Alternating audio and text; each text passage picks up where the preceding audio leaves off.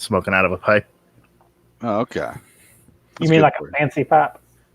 Not really. It's just like a tube, really. I don't need one of the fancy ones. Well, anyway, no, I can't avoid that shit.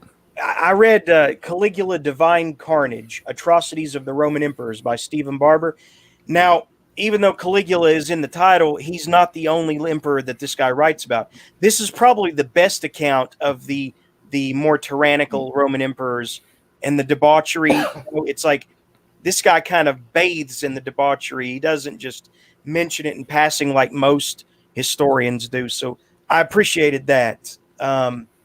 But apparently Caligula liked to sodomize men and women and have an executioner standing by to behead them at the moment of climax. Wow, that's pretty amazing. I mean, that nice. I mean, it had some problems. Doesn't get any more. He wasn't well adjusted. No. He was a bad little boot. Shit, man. But it also talks about Nero and Heliogabalus. You guys heard of him? Yeah, I actually recently ordered a copy of Heliogabalus, the crowned anarchist that Antonin Artaud wrote. Yeah, that is one book that this guy mentions as a source. But there's some crazy lines in here too, like where it concerns Heliogabalus or Gabalus, is said the Romans were not going to tolerate an emperor who wanted to be a woman and had a fetish that concerned an onyx urinal. The guy had a urinal made of onyx. Okay, jeez, that is so debaucherous. Yeah, supposedly Heliogabalus would like dress as a woman and prostitute himself, and that was especially taboo in the Roman Empire because even though homosexuality wasn't looked down upon, it was more the case of what your role was, and the emperor being a bottom was considered very taboo. And his main boyfriend, although he had many, and he even married a Vestal virgin just for this, I guess, just a virtue signal that, hey, I married a virgin or something, but he wasn't, I don't think he was sexually interested in her. But he had this one main boyfriend, I'm talking about Heliogabalus now, named Heraclius or something, and Heliogabalus would like persuade him to give him a black eye, like to beat him. He liked to be beaten, like as if he were a battered spouse. He would also throw pretty elaborate dinner parties where people were awarded anything from like a golden spoon to, gold coins or sesterces, or even like an exotic animal. I heard that he liked to drown some of his dinner guests in rosebuds, like literally drown them in them. Wait, which one? Heliogabalus. Really? Yeah. He drowned what in rosebuds? He would drown his dinner guests in rosebuds. See, like suffocate them with them. I heard something similar about Nero. See, he had this one area in his giant palace, the Golden House, or Domus Aureus, I think. And they had central, air with the vents throughout the thing.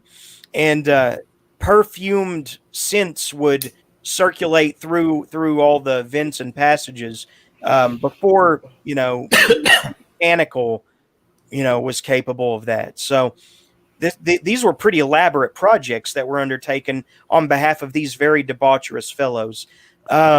Here's how does central air work? What was, propelling the air through the ventilation system?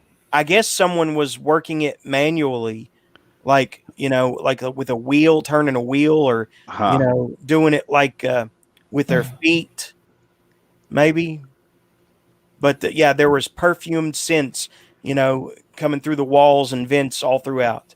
And I heard that Nero suffocated someone with the amount of flowers coming from the ceiling. Maybe him and Heliogabalus both did that. But the thing is that a lot of these historians who are the earliest surviving documents of these emperors, they wrote them like hundreds of years after these emperors reigned. So we don't really know how accurate the histories of these eccentric emperors was when you get down to it, right? Yeah, No, I mean, if it's the history's written by the winners, right? So if they hated these guys, they can make up all kinds of crazy stuff about them, right? It depends. Yeah, who was emperor at the time that Cassius Dio or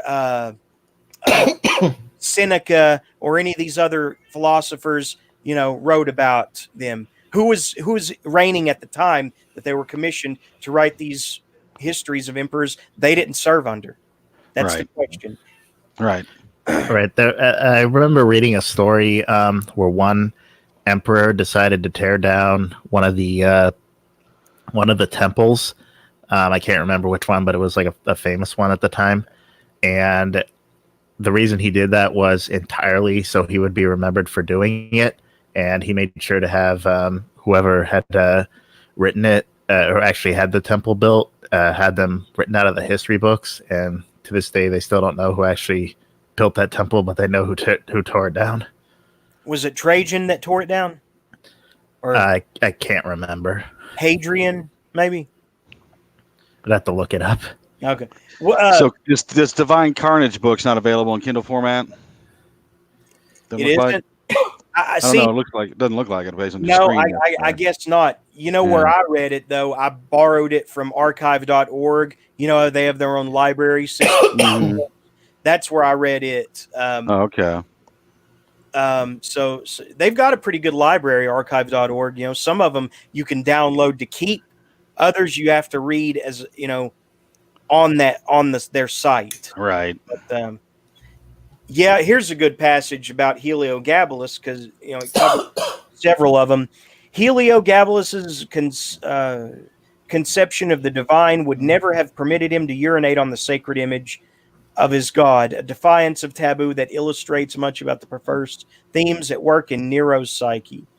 His religious drive was directed towards the concretization of the sacred, whereas Nero's intentions were aimed at the desacralization of any image which appeared to challenge his own claims to divinity. There's a lot of this with these emperor guys too, that when they think when they die they're going to ascend to godhood. Like even the very benign Emperor Claudius mentioned becoming a god when he dies.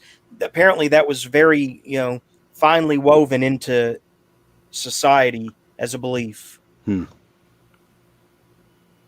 not surprising.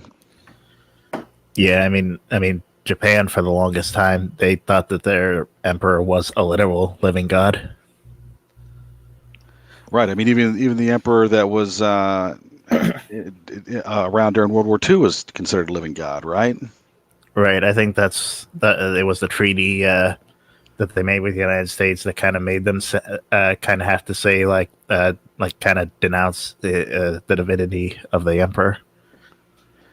What do you mean? I'm sorry. I mean, it wasn't in the treaty itself. You're saying the fact that they had to do a treaty, period. Is that what you're getting at? No, I think I think part of the treaty was to for the emperor to denounce his divinity. Oh, really? Huh. That's pretty incredible. But I guess it's not that incredible considering what had come before, right? So, yeah. Here's another good passage also about Heliogabalus. I hope I'm not boring you, Gregor, but why would you even say that? Oh, because you get bored with videos, and I just don't want you to. I want you to be comfortable. This isn't a video. Well, I know. I mean, it is boring though. I don't care if that was a joke. You don't care if that thing is boring. I don't care if I bored. No, I like the topic of Roman emperors. Yeah. Cool. Go on. Heliogabalus, and by the way, that wasn't his birth name. He changed it so he could be recognized as a sun god while also worshiping his sun god Helios or whatever. That's very strange. That's very contradictory. Heliogabalus was fascinated by the interchangeable mix of pleasure and debasement involved in being a prostitute. His own experiences of working as a rent boy sucking cocks on the wharves had alerted him not only to the element of danger in submitting to strangers, but also to the romantic ideal of the possibility of meeting the perfect stranger.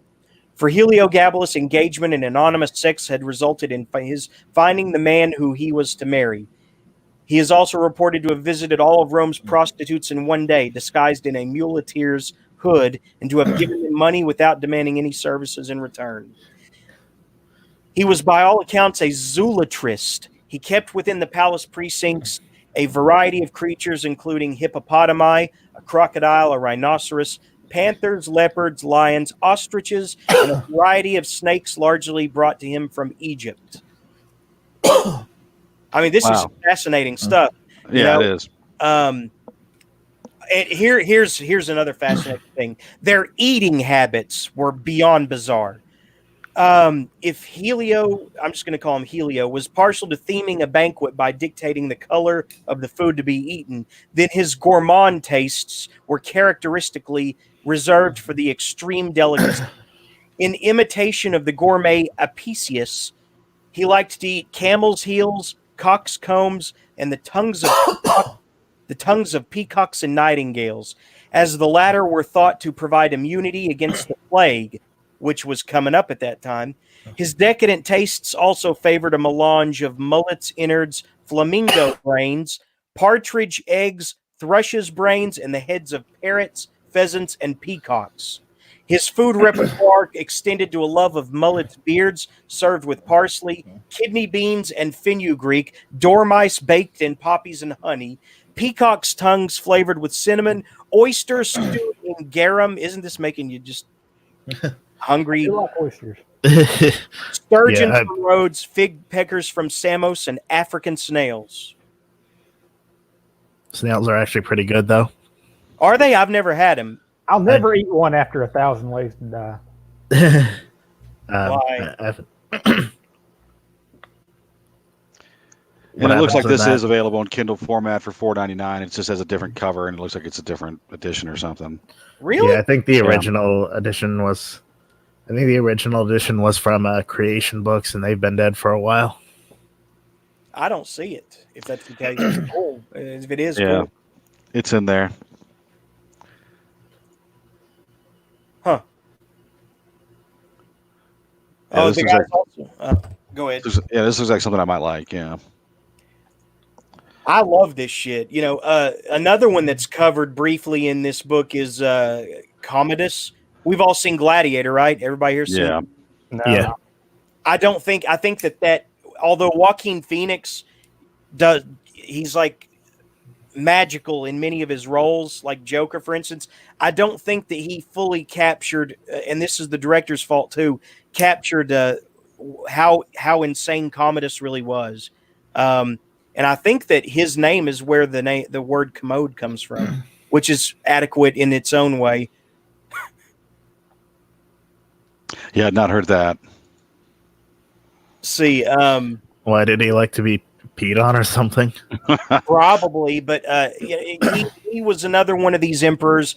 Commodus liked to go to the Colosseum and compete, but the thing is, if anyone did better than him in like the chariot races and whatnot, he would have them killed on the spot. He would, according to in this book now, one of these guys, whether it was Caligula, Nero, or Commodus, one of them was so eccentric that he would have the gladiators kill, exotic animals and peasants in the Colosseum in such a way that their blood, their arterial spray, would spell out his name. I think that was Nero that did that. That had to take some planning. I mean, seriously, this is a fascinating shit. And of course, I mentioned on a previous show Caracalla, who doesn't get as much, disgust and dismissal as some of these other guys. But Caracalla killed his own brother in front of their mother when they had met to, make peace with each other. and he slew his own brother in front of their mother, and then forbid anyone, even including his mother, from mentioning his brother Gita from then on. When they do that, it's called damnatio memoriae, something like that. Basically means, damning their memory, right? But I got to get a drink because you can tell my throat's parched. So I'll be right back. Talk whatever, do whatever. I don't care. So Ben, I read the Tomato Garden. It was a good story. Oh, thank you. It was I like when the guy was just like had these outbursts, just being horrible to his wife. I couldn't help but to hear these outbursts in your voice. The boy's fucked. Yeah, I mean that's what it's. I just couldn't help but to hear your voice. That made it more humorous to me. Get out of my half of the garden. Yeah, I mean it was like all the outbursts were just so unwarranted, right? Like it's just every single thing that he said to her was just totally unwarranted. Like she'd say, "Oh, I'm going to make you some dinner," and he'd be like, You stupid bitch. Yeah, exactly. Yeah, I was just like, what? Your that was dad died back in 2008. Yeah. So that was good, and it had a lot of nice, I guess, imagery in it, and peculiar circumstances, and what happens to the guy at the end is good. Yeah. So yeah, that was a good story. I thought it was a new one for some reason when you were talking about it last week, but it's not. You published that a couple years back, right? Yeah. I just since it's short story month, I figured I'd put it up for free for a week. Okay, yeah. For some reason, I thought you were saying it was new. Yeah, because I was going to say but it wasn't. Because I mean, yeah. So is the Tomato Garden fiction, fiction or poetry? Fiction. Okay, I got it while it was free too. I just haven't looked into it yet. It's a short story. Yeah. It's quick. You'll finish it in 2 shakes of a lamb tail. What was that one that the guy wrote about, like evil apples coming to life or something? You remember that? Evil apples coming to life. Wasn't the guy in one of your Bad Apples anthologies too? Oh yeah. So that's Evans Light Arboretum. Yes, That's probably what you're thinking of. Yes, Yeah. I actually dug it. Yeah, that was a good novella. Yeah. Right here. Now, this apple thing, the Bad Apples, is it like an anthology that you edited, Gregor? I'm involved with it. Yeah. So I mean, it was a kind of a collective of authors that published it or whatnot. Yeah. So I kind of edited it. Yeah. I was like a co-editor on it, I guess. Yeah, and I did read Gregor's short story "Tipping" a couple days ago, and I actually did like that up quite a bit. I did tell him this before. Wasn't really feeling the ending. Felt a little too abrupt in this world he had built. I thought that it had more potential, but then we did get it. I mean, minor spoiler: it takes place on a world of vampires. And I apparently, like, the reason he hasn't come back to it is because apparently it's too similar to Daybreakers. Yeah, the very basic premise of it's similar to Daybreakers. So yeah, I wasn't. Yeah, I mean, I didn't realize that until after I'd published it or whatnot. I was like, oh well, it's not super close. I mean, the basic premise is close, but the feel of this one is a lot different than the feel of that movie, right? I mean, this is like a rural kind of trailer park type of situation, and one of the central conceits is not in that Daybreak movie. But you read it too, I think, didn't you, Jeremy? Which one? Tipping? Yeah. Yeah, I don't remember much about it though. I was just so fascinated with your squirrel story. Yeah, you like that one. That seems to be the most widely. It's the story with the widest appeal, I think. Right? It's like a PG-13 type of story, right? So it seems like more people dig that one. I think just because it's not quite as nasty as my other stuff. But I think the Hanover Block series is like basically maybe your magnum opus or your bread and butter. But I felt like when you, and I've said it before, but that bestiary of those other creatures, I feel like that was a light turning on in that series. I just don't know why. Yeah, I mean, I like that bit as well. Yeah, I mean, I like that idea, right? That concept is cool, I think. Yeah, I appreciate that you enjoy that as well. Getting back to the Romans for a minute, I did want to read one more passage. Let's hear it. Let's see. I'm trying to find out which one is this for. Hang on.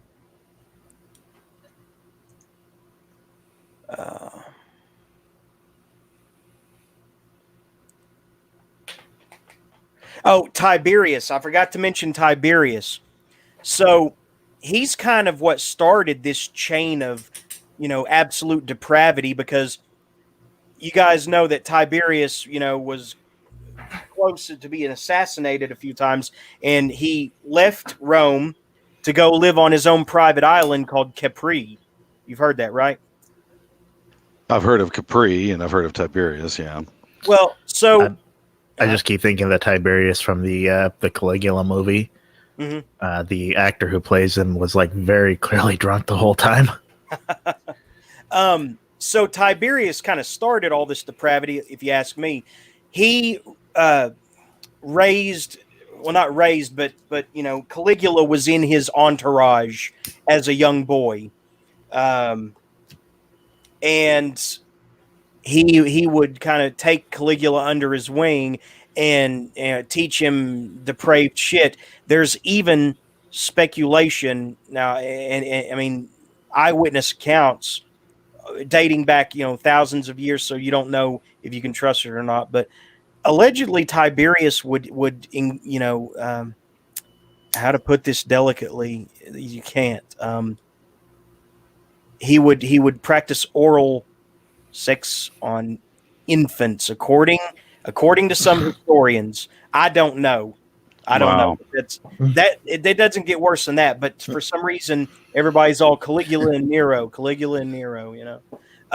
He had also contracted so much disease. I guess, I don't know if he had syphilis or some other STD, but his penis was riddled with black boils, and every morning he would make everyone bow in adulation of it. This fucking dude, man. That's amazing, really. Bow before my diseased cock. Think about that. Yeah. But let's see. Here we go. Wasn't there an American president that would make everybody come into the shitter while he took a shit to have meetings, like his cabinet or whatever? Yeah, the guy. Lyndon B. Johnson. The guy who murdered JFK. Yeah. Right. But that's a story I have never heard. Are you serious? What, the shitter, or that he killed JFK? The shitter. Okay. Yeah, he would, like, when he would take meetings in the toilet with journalists and piss and shit in front of them to show how much he hated them. It's legit. Yeah. I guess it was like a prototype for the stink face, right? Well, I mean, you have to wonder which is better. Is it that, or is it tweeting out, the media is fake news? It is fake news. Yeah, it truly is. I mean, it is, but Trump likes Fox, so he has no place to fucking talk. He badmouths them sometimes. Hey, too, Tucker but, Carlson's awesome, though. I love how he traps guests. He's one of the... He's the only one on Fox who's, like, in my opinion, real. Like, all the other ones seem so fake. And he's Tucker Carlson has this look that he everybody should know Tucker Carlson's this one look that he gives by now. He gives this look to his guests like he's really fascinated with what they're saying, and he's just trying to understand. And then he cuts their legs out from under them, like so gently that it's like it really trips people up. He traps people every time with that approach. It's amazing. Yeah, he's got some pretty funny segments. Yeah, and Hannity, he's a kind of a plastic douchebag, but yeah. Well, yeah, I can't stand Hannity. I admire. I used to think Hannity was really lame, and I still can to a degree. But I've really come to respect Hannity for how he, avoided being, forced out the way O'Reilly was when Rupert Murdoch's like, I I guess, centrist or liberal son took over Fox News. I mean, Oh, I've not heard that. Yeah. I mean, Hannity had an army of lawyers that kept him from being forced out like O'Reilly, I guess. didn't O'Reilly have sexual harassment charges against him? Yeah. Well, yeah, but I mean, they were years old, and I mean, I have to think that Rupert Murdoch's son may have been influential in them spreading and becoming an issue. I don't know, but Hannity doesn't have to worry about that because he doesn't have a penis or balls. he's not sexually attractive to women, other than his wife, who probably married him for his money. It's just like a Ken doll down there. I think He's just got nothing. Yeah, he's a reptilian. I think that may be too generous, but I mean, there are worse people out there than Handy. But Tucker Carlson is awesome, I think. Listen to this though. Getting back to Rome, and I'm moving on here in a little bit. Just hang on. The expert capacity of the sexual participants to regulate their acts in intimate tandem with the gladiatorial combats in the arena below was a matter of considerable pride, both for the wealthy denizens of the lower tiers and the plebeian scum of the upper tiers. The crucial factor in that proximity of bloodshed and ejaculation was ingrained training and practice. All of the participants demanded a finesse of timing in their couplings. Such expertise sometimes brought great wealth to skilled participants, such as those youthful prostitutes servicing the rich merchants, who were able to make their clients' semen shoot in a great rush into the air, or into their mouths, depending on the employer's preference, at the exact moment that the struggle below also achieved its resolution. So while there's a fight going on below in the Colosseum, up in the stands, they want to achieve it at the same time that and he's got sources for this. Actually, no, not that many. Actually, these aren't very academic books. That doesn't sound particularly academic, I guess, right? It's more sensationalist. Yeah. These sound like those books they would release back in like the 60s and 70s that pretended they were psychology books to basically tell porn stories. Yeah. So is there a citation for that particular passage? Well, after I read this part, I'll go to the one-page source, notes and explain that. Okay. All right. Well, go on. The young girls and boys able to modulate their buccal pressure with the maximum proficiency had been intensively schooled under the tuition of retired prostitutes known as fuckmasters.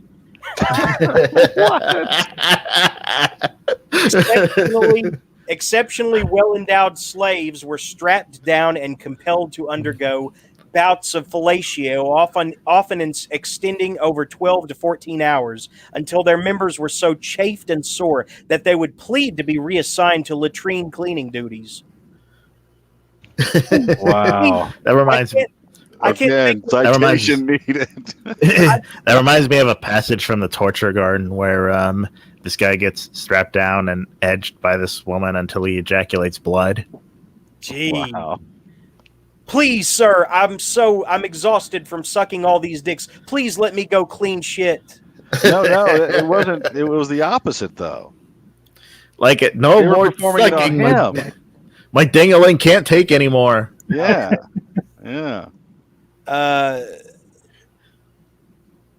The eyes of the spectators shifted incessantly between the combat below and the facial contractions and exhaling mouths of their lovers.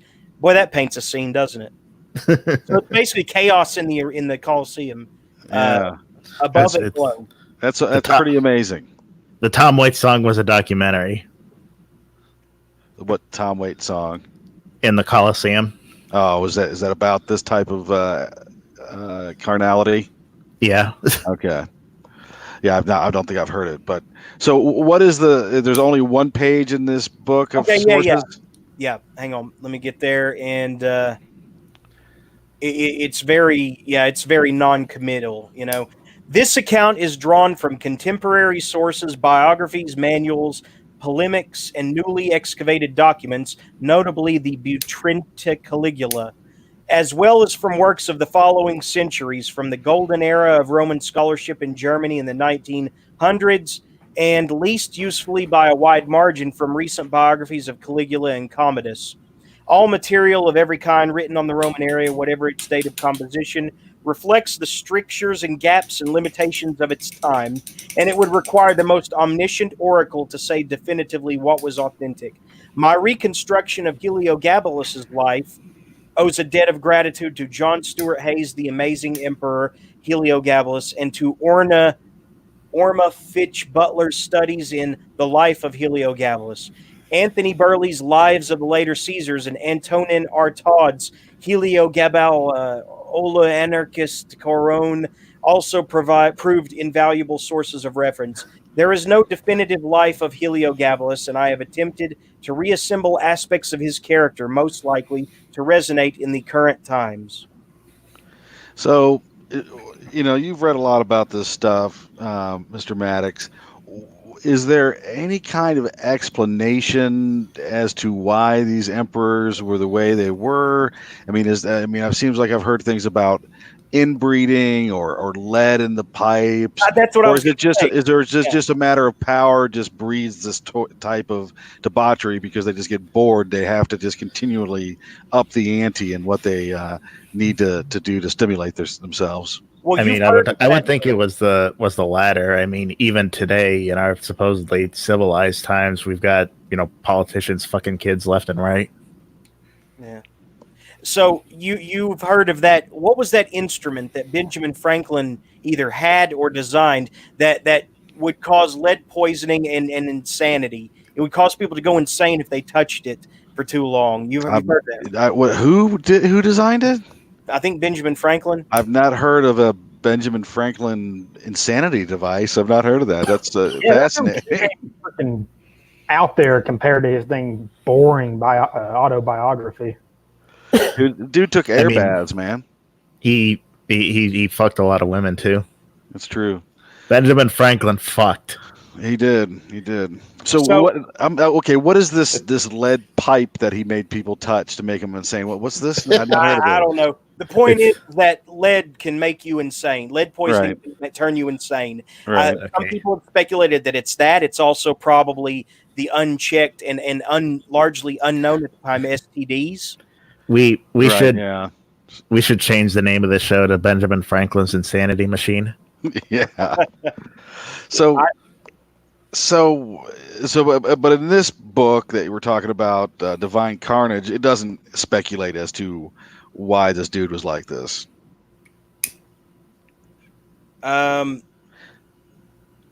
Which one, Caligula or no? Heliogabalus or whatever his name is. Oh, the one you've been reading from.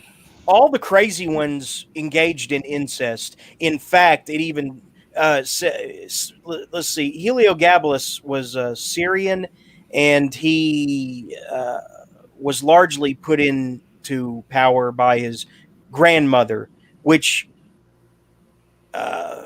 is just kind of like Nero, who was put in power by his mother. So wait, what book were you just reading from now? Caligula, Divine Carnage. Okay, so but it was that okay, all right. But that covers Heliogabalus or whatever his name is as well, and Commodus and Caracalla, Nero, and even Tiberius. Yeah. Okay, all right. So it sounds kind of like this is kind of like a tradition passed on by the upper crust, right? It sounds like this kind of weird kind of debauchery is just passed down generationally. It sounds like. Yeah, but also their sewers were like the first of their kind, and I'm sure that they were exposed to that sewage all the time, right? Right, and syphilis probably. STDs, probably yeah. Yes. Yeah. Listen to this. I think this is about Tiberius here. No, this is Marcus Aurelius, the guy who was supposedly so good. Right. Meditations, man. Yeah. Marcus Aurelius, then 59 years of age, was exhausted from his long years of campaigning and fell fatally ill, having contracted the plague, which was rampant in northern Europe at the time. He called Commodus to his sickbed and told him that he would soon assume imperial power.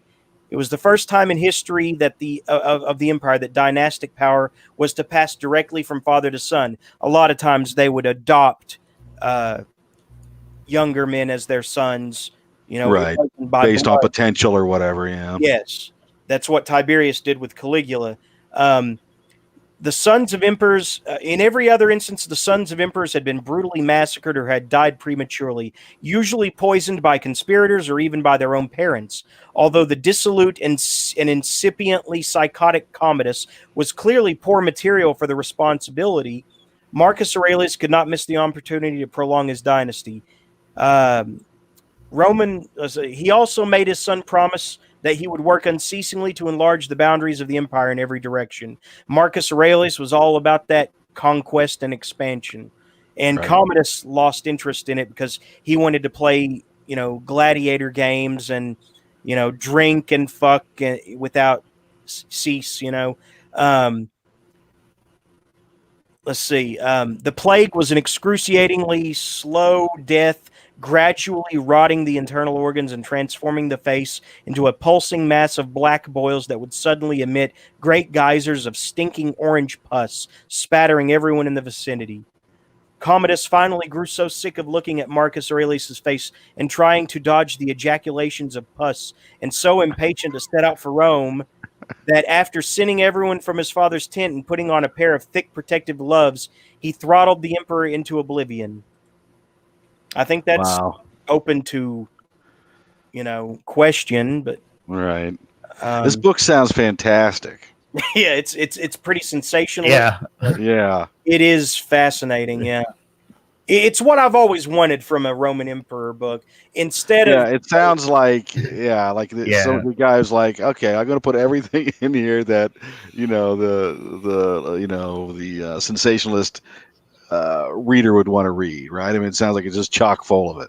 Yeah. And it's just like no military tactics, no like boring architectural speak, none of that shit. It's how did these dudes fuck? Right. How did they kill people? Get this. And give me lots of bloody details. Well, here's some bloody details, even more. Caligula, according to this book now, he was deeply in love with his sister. Oh shit, what was her name? Messalina? No, that was Claudius's wife. For some reason, I thought that was his sister. Hang on, I won't be long. I just gotta find this out. It'll drive me insane. And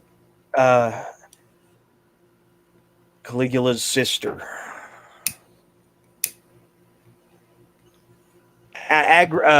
Drusilla. Drusilla was his favorite sister. Anyway, she died in the throes of a major orgy.